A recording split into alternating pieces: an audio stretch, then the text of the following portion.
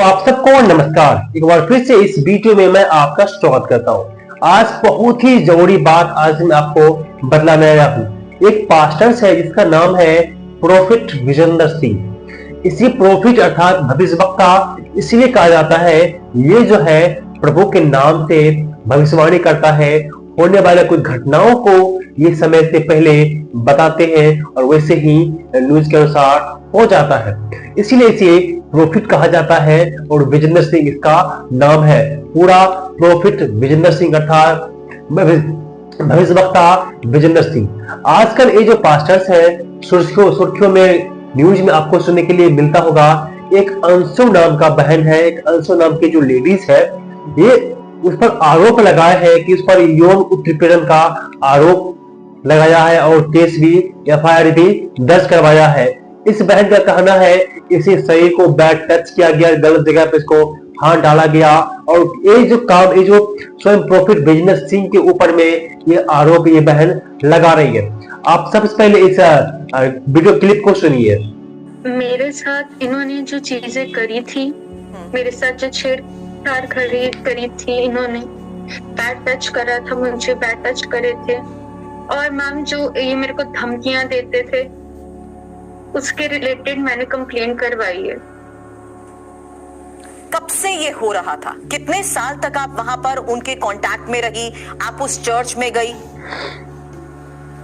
Ma'am मैं 2017 में उनकी चर्च में जाना स्टार्ट हुई थी और 2023 अप्रैल तक मैं वहां पे रही हूँ। 2020 में मैं उनके साथ सेवा में जुड़ी थी और 2021 से ये सारे सिलसिले शुरू हो चुके थे मैम। 2021 से ये सब शुरू हुआ। आप 2025 में आज ये शिकायत क्यों कर रही हैं? फिर क्या हुआ था? क्या इससे पहले भी पुलिस के पास आप गई कभी? नहीं मैम, इससे पहले मैं कभी नहीं गई, क्योंकि मैम इनका एक ही ये चीज कहते थे कि तुमने अगर हमारे अंतर की बातें या ये बातें बाहर बताई तो मैं तुम्हारे माँ बाप को, तुम्हारी फैमिली को मरवा दूंगा और ये तुम्हारे ऊपर तुम्हारे माँ बाप के ऊपर झूठे पर्चे इतने डलवा दूंगा कि तुम बाहर नहीं आ पाओगे। और अभी मैम ये धमकियां कंटिन्यू इनकी आती रही मेरे हस्बैंड को। और अभी मैम मेरी छोटी सी बच्ची है, वो भी हुई है और मैम उसको धमकियां, मैं इसको मरवा दूंगा, इसको। इस वीडियो क्लिप में आपने सुना किस प्रकार से ये जो अंशु नाम के जो बहन है प्रोफेट विजेंद्र सिंह के ऊपर में यौन उत्पीड़न का आरोप लगा रही है और इस बहन ने जो है पुलिस केस भी किया है, उसके खिलाफ में एफआईआर भी दर्ज कराया है। लेकिन ये घटना, ये बात, इनका जो ये बहन कह रही है, ये बात सच है या झूठ है, इस बात को अभी मैं इस वीडियो में मैं नहीं बता सकता हूँ। इसका जो है पुलिस तहकीकात चल रही है, इसका जांच हो रही है।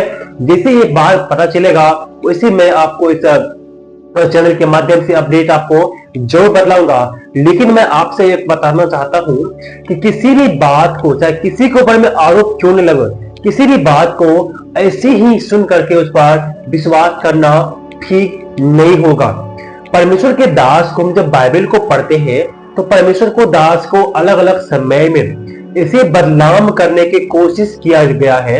ऐसे जब परमेश्वर के दास अपनी सेवकाई में आगे बढ़ते हैं, उसे गलत आरोप लगा करके, गलत चीजों को केस में फंसा करके बहुत बार बदनाम करने की कोशिश भी किया जा रहा है। इसका एग्जाम्पल मैं आपको देना चाहता हूँ।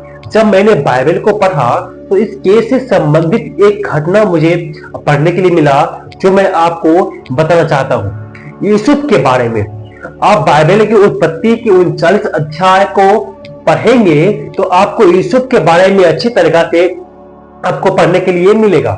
उसमें एक यूसुफ नाम का जो व्यक्ति है, वो एक जहां पर वो नौकरी करता था, जिस मालिक के यहाँ वो दास बन के रहता था, उसके मालकिन ने उस पर गलत नजर डाली।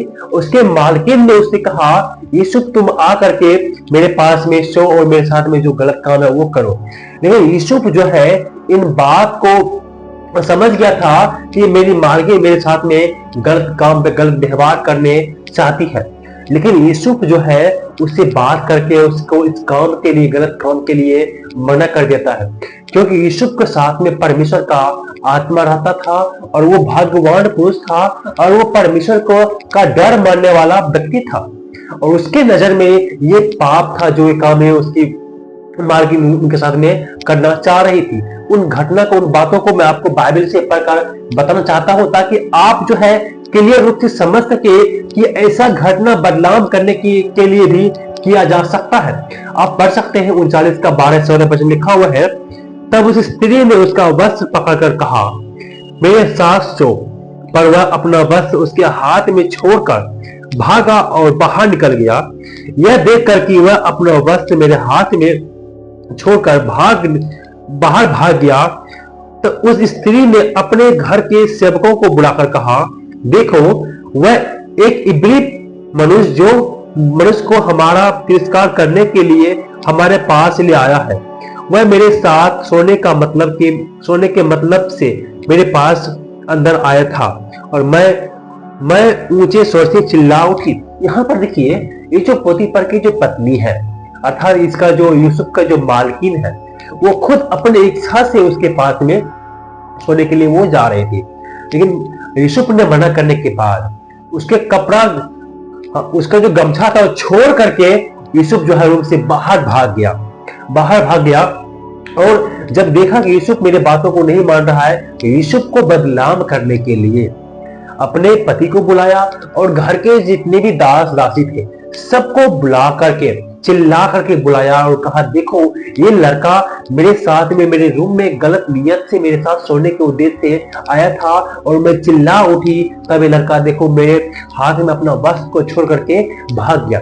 तो ऐसा जो है पोतीफर की पत्नी जो है यूसुफ को बदनाम करने के उद्देश्य से ऐसा उसके साथ में किया गया, उस पर गलत आरोप लगाया। हो सकता है कि आज के समय में प्रॉफिट विजेंद्र सिंह के जो ऊपर में एक गलत आरोप लगाया गया है, उसके ऊपर में जो यौन उत्पीड़न का आरोप लगाया गया, हो सकता है कि उसी के समान ये इसके प्रॉफिट विजेंद्र सिंह को बदनाम करने का प्रयास किया जा रहा होगा, या ये घटना अगर सच भी हो सकता है या गलती भी हो सकता है।